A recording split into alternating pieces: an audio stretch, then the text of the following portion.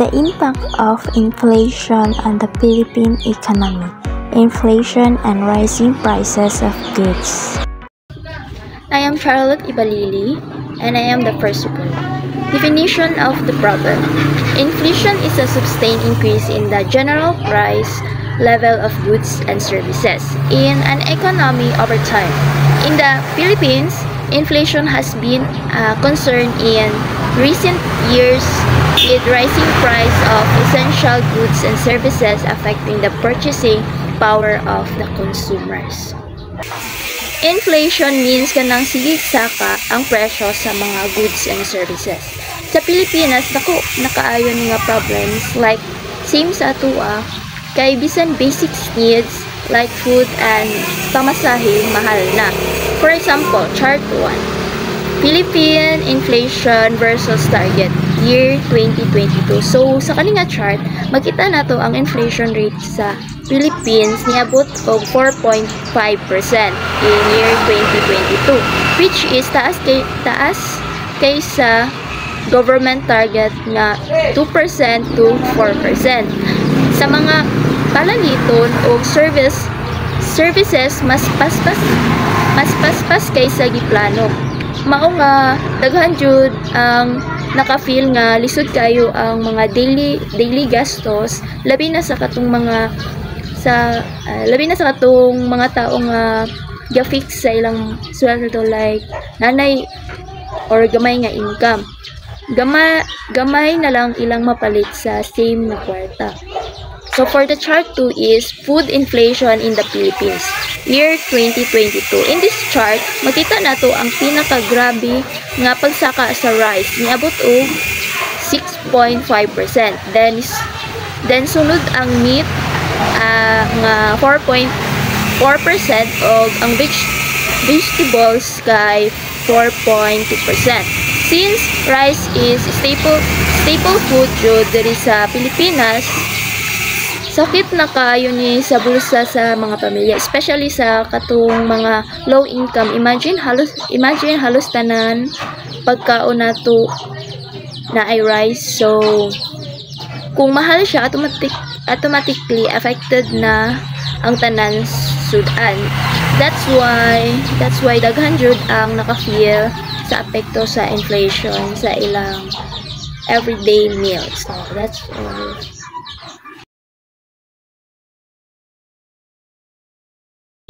Hello everyone, my name is Rachel Clarice Padilla. I'm going to discuss the root causes of inflation and rising prices of goods in the Philippines. First, the supply and demand imbalance. Strong economic growth and increasing aggregate demand have led to upward pressure on prices. Nagpasabot nga dili patas ang kadaghanan sa supply o demand. Tungod kay kusog ang pag-uswag sa ekonomiya, daghan tawo ang naay kwarta o gusto mo palit pero kulang ang supply sa produkto. Tungod ani misaka ang presyo sa mga palitunon. For example, sa panahon sa tag-init, daghan tawo ang gusto mo palit og aircon and electric fan. Tungod sa kainit apan sa taas nga demand o kulang nga stock, misaka ang presyo sa mga aircon sa mga tindahan. Kini usa ka example sa supply and demand imbalance. Second, the global commodity prices. Rising global prices of oil, food, and other commodities have contributed to inflation in the Philippines. Kini nagpasabot sa presyo sa mga importanteng butang sama sa oil, food, o uban pang produkto nga gibaligya sa tibuok kalibutan. Kung musaka ang presyo niini sa uban nasod, apektado pod ang Pilipinas. Mas mahal ang pag-import sa oil o food, mao nga musaka pod ang presyo sa mga produkto diri sa atong nasod. Hinungdan sa inflation o pagsaka sa kinatibuk ang presyo. For example, kung sa uban nasod, mas mahal ang gasolina dari sa Pilipinas. Tungod niini, musaka ang pamasahe sa jeep o bus. og mahimong mas mahal ang delivery sa pagkaon o produkto. Bisan ang presyo sa bugas o gulay mosaka tungod sa taas nga transportasyon nga gasto. Kini usa ka example kung giunsa pag-apekto sa global commodity prices ng inflation sa Pilipinas. Third, the monetary policy. Expansionary monetary policy, including low interest rates, can fuel inflation by increasing money supply. Nagpasabot nga ang monetary policy mao ang lihok sa gobyerno pinaagi sa Bangko Sentral ng Pilipinas aron makontrol ang kwarta nga nagalihok sa ekonomiya. Kung gamitan og expandatory monetary policy, pasabot ana kay paubsan ang interest rate aron daghan tawo og negosyo ang manghulam og mogasto. Apan kung sobra ra kaayo ang galihok nga kwarta, mahimong musaka ang presyo sa mga baligya kini mao ang inflation. For example, ang Bangko Sentral ng Pilipinas nagpaubos sa interest rate aron matabangan ang ekonomiya human sa pandemya. Tungod niini, daghan tawo ang naghulam sa bangko para mopalit og balay, sakyanan og negosyo. Pero kay daghan og nangumpra og nanginahanglan og produkto, musaka ang presyo sa mga baligya sa palengke. Kini usa ka example kung giunsa sa expansionary monetary policy ang pagsaka sa presyo o inflation. And that's all. Thank you! Good day everyone. So akong topics is effect in society. First is reduce purchasing power. So inflation reduces the purchasing power of consumer, particularly with those with fixed incomes or savings. So maingon ako ani is if you had 100 pesos buy 3 kilos of rice in the past. So karon mahimo na lang isa ka 2 ka kilo or 1 ka kilo or mas ubos pa.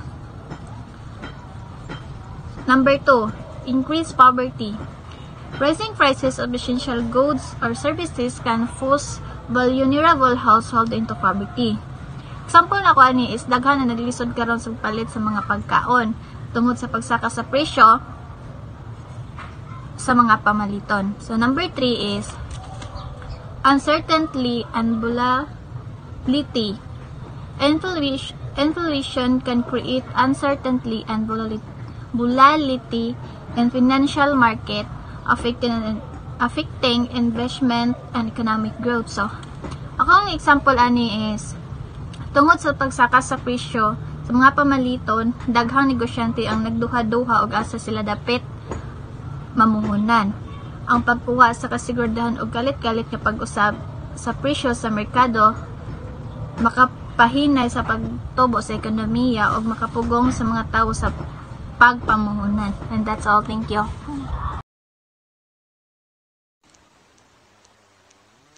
Topic is all about certain government intervention.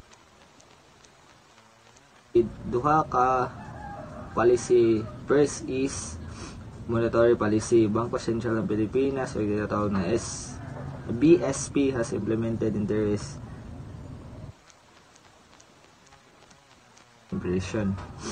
Then, let's say Pilipinas was the price of goods and services.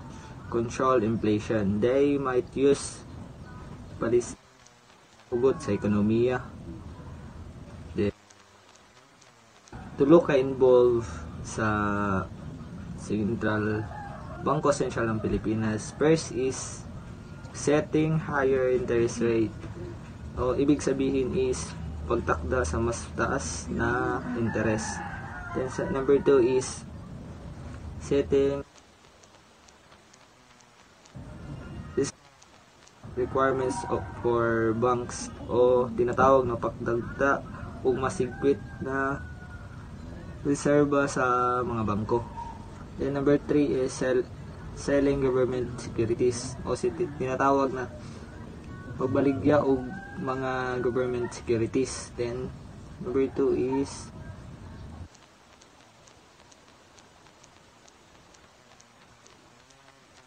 the measure to reduce theft and tax essential goods such as a rice or good item.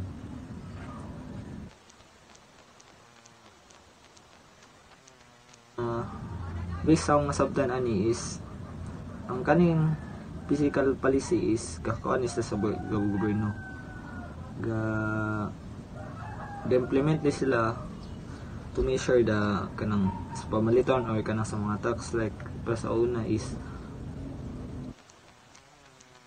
tindahan na kanang small tindahan na like dako sila tax pero gamay ra mabalik sila na income. Then paningkamutan sa gobyerno na kanang small na store is gamay ra siya tax para ang ilang ma-income is dako-dako pero affordable na din ilang mga baligya or ilang mga pamalitan sa ubang tao ang kanang mga consumer din.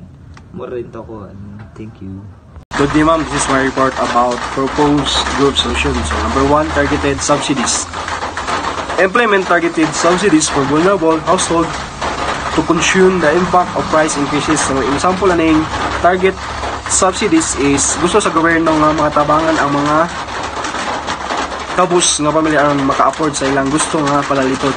Then ngano gitawag nga targeted? So tungod kay gitumong kini alang ra sa mga tao nga mas nanginahanglan dili para sa tanan, mas makabarato ug mas epektibo kini kaysa yatag sa tanan. So adunay kitay uban nga pananglitan sa target subsidies. So adunay scholarship para sa estudyante nga kabus ang pamilya, subsidies sa abono o filtration para sa mga gagmay nga mag-uuma, mas ubos nga bayranan sa kuryente para sa low income nga pamilya. And last is subsidies sa health insurance para sa kabus nga mga tao. And number 2, invest in agriculture. Invest in agricultural productivity and infrastructure to improve supply and reduce prices of food items. And sa example aning invest in agriculture is sample ako mag-invest ko sa akong kwarta nga nangatigom, then nakadesisyon ko nga ibutang sa agrikultura. Then ngano mag-invest sa agriculture, then para makaginansya gikan sa tanom o mga produkto sa umahan, then para masuportahan ang mga produksyon sa pagkaon o kalikupan, then para maka-diversify ang investment gawas sa stock o real estate. So adunay uban nga mga paamaagi sa pag-invest sa agriculture, pagpalit og share sa mga agricultural nga company, pag-invest sa teknolohiya sa agricultural, pagpundo sa negosyo sa hayop o manok, pag-apil sa cooperative farming project. And last is price monitoring. Strengthen price monitoring and enforcement to prevent price manipulation and profiteering. So example aning price monitoring is sample is kanang gusto sa usa ka supermarket nga magpabiling kompetitibo, kanunay nila gisusi ang presyo sa bugas, asukal o mantika sa mga dool nga tindahan. So ngano gitawag mag price monitoring. So para masiguro nga kompetitibo or patas ra ang ilang mga presyo o mubalik-balik ang mga customer. And that's all. Thank you.